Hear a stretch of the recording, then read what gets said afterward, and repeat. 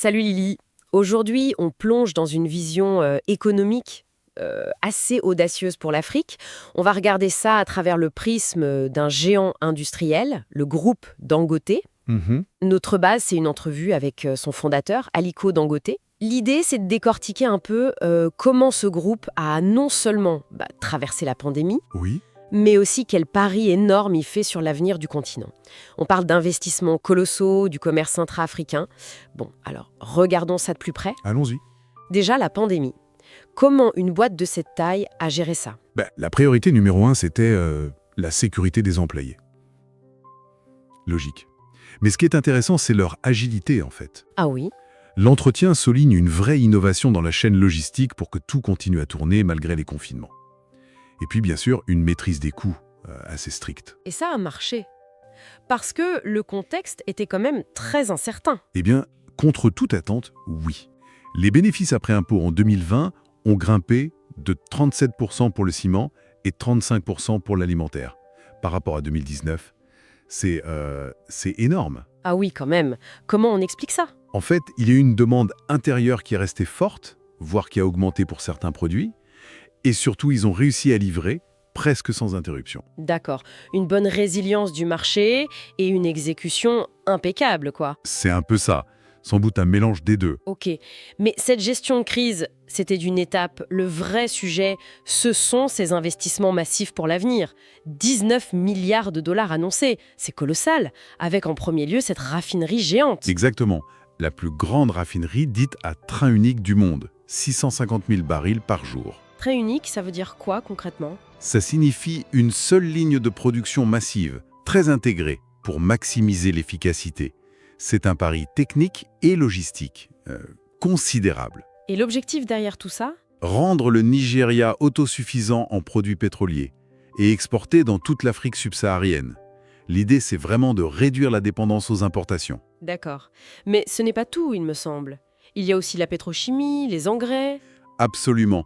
Un projet pétrochimique d'1,35 million de tonnes de polypropylène et polyéthylène, toujours pour l'Afrique subsaharienne. Mhm. Et puis, surtout, cette usine d'engrais durait plus précisément. 3 millions de tonnes par an. C'est du jamais vu dans la région. Et ça, c'est pour l'agriculture locale? Oui, c'est crucial pour soutenir l'agriculture, mais il vise aussi l'export. Les premières livraisons sont même prévues vers les États-Unis et surtout le Brésil, en fait. Donc, une stratégie très intégrée qui va de l'énergie aux intrants agricoles. C'est ça, intégration et diversification. Mais pour que tout ça fonctionne, il faut pouvoir bouger les marchandises. Le port dont on entend parler, c'est lié. C'est la pièce maîtresse de la logistique. Un port en eau profonde pour gérer les importations et les exportations massives. Ce n'est pas juste pour Dangote, hein. C'est une infrastructure qui doit connecter ses projets au reste du continent. D'accord. Et ça nous amène tout droit à l'initiative qui pourrait tout changer à cette échelle, la ZLCAF, la zone de libre-échange continentale africaine. C'est vrai qu'il faut rappeler l'ampleur du projet. 54 pays, 1,3 milliard d'habitants, un PIB cumulé de 3,4 trillions de dollars. C'est juste la plus grande zone de libre-échange au monde par le nombre de pays participants. Le potentiel il est vertigineux. L'objectif affiché, c'est de faire passer le commerce à l'intérieur de l'Afrique de 16%, aujourd'hui environ, à plus de 50%. Ah oui, la marche est haute. Elle est haute. Mais pour comparer, l'Asie est à 59%, l'Europe à 68%. Donc il y a de la marge.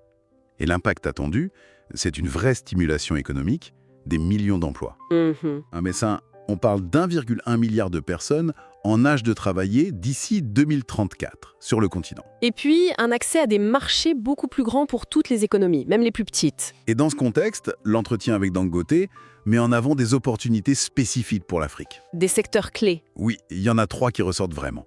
D'abord, l'agriculture. C'est un potentiel immense. L'Afrique a 60% des terres arables non cultivées du monde. 60%, c'est énorme. Énorme.